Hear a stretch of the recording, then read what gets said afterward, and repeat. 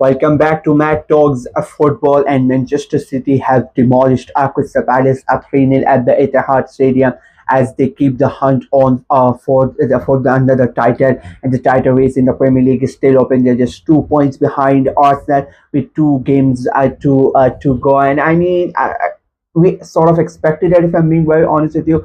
As an Arsenal fan, I hope that Crystal Palace would do us a favor. But I was not really that that much confident. I've been very consistent with this. I said the games that they are going to drop the points. I always said that Everton game was going to be one of those games, and I think that Brentford and Bournemouth games are going to be more crucial in terms of them dropping points than this Crystal Palace game. I was not really that confident on them dropping points in this game, and that's what happened. I think Manchester City were amazing in this game from the get-go. They were by far the better team. Palace were not really in that game in any type of that game, in any second of that game. It was all Manchester City. They dominated, and they stood up. I mean, the players really wanted that. They wanted to make sure that they can drag on the title race up until the last day if it's possible for them, and they managed to do that great performances. Especially, I mean, Phil Foden needs to be given a lot of credit. He has been under a lot of pressure. He has not really contributed to the team this season. He has not really lived up to his potential, if I'm being very honest with you, this season. And as I said, there has been a lot of criticism, but tonight his performance was really good. And again, one of those days, one of those players that when his team really needed somebody, he really steps up. Semenyo gets the goal as well. So I think it was a good performance from Manchester City. And especially for Foreign, again, I'm going to say it's a good thing for England as well. The World Cup is coming, and you want players like Foreign, even though he's not performed to the level that you expect from him, but he's one of those players that can take the game by the scruff of his neck, and they can change the game just like that, and he did that today as well. It was one of those games, on paper it looks really easy. You expect Manchester City to go ahead and do the job and get the 3 points, but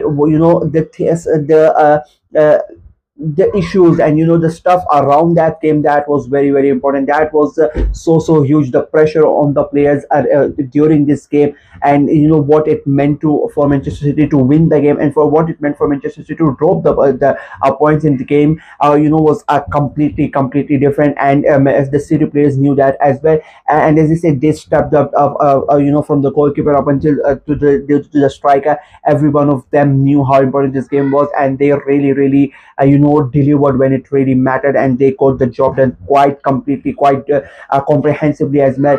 3-0 win for them, completely dominated Crystal Palace. Palace, on the other hand, I think they would be disappointed. I mean, you cannot. I'm not going to really blame, or not really going to fault Crystal Palace.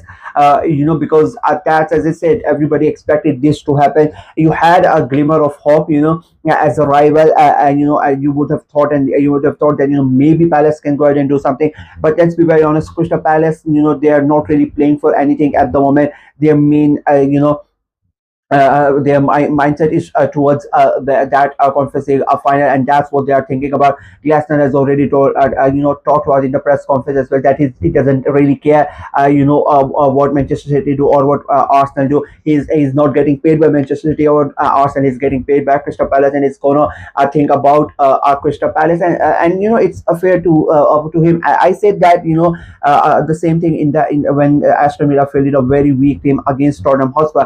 I said that their main concern is is that Europa League semi-final, and in the end, Emery was proven right when Aston Villa thrashed Nottingham Forest and they qualified for the final. And I think there is the same scenario with Crystal Palace, that Glasner is making sure that his team and his important players are fit and they are healthy when that final comes. So he doesn't really care, whether Manchester City win the title or Arsenal win the title. It's not really up to him. He doesn't really have a horse in this race, so you cannot really blame him. And as I said, I accept it, I understand it, and the people are gonna cry about it. But let's be very honest. If your team was going to be in that same situation, you were going to do the same thing that what Glasner is doing. He's not really bothered about the title race, and nor should he be. It's up to Manchester City to make sure that they get the job done, and it's up to Arsenal to to make sure to get the job done. and till since the title race has gotten done, both of the teams have basically done their job till now. Arsenal now again the onus is on to them back. They are going to play first because Manchester City are going to be in the FA Cup final against Chelsea. Arsenal I have to play against Burnley. They have to win that game, and they're going to go put the pressure back on Manchester City. So then when Manchester City play again, they are going to be 5 points behind Arsenal. So Arsenal have that advantage going for them. I think it will be. I'm very confident. I said after the City's win against Arsenal, I said people are going to mock me and whatnot. I said Arsenal are going to win the league. I still believe that. I don't think Arsenal are going to lose the league now. And I think even though Manchester City are putting pressure, and let's be very honest, the pressure is still on Arsenal. It's not done. It's not completed. And the more Manchester City continue doing this, the pressure is going to be on them, and it is going to be a different kind of pressure because, as you said, everybody expected Manchester City to win this game, and the same way everybody is going to expect Arsenal to win that game against Burnley. But let's not forget, everybody thought that Arsenal are going to thrash Wolves earlier in the season when Wolves were not winning a single game, and Arsenal and barely managed to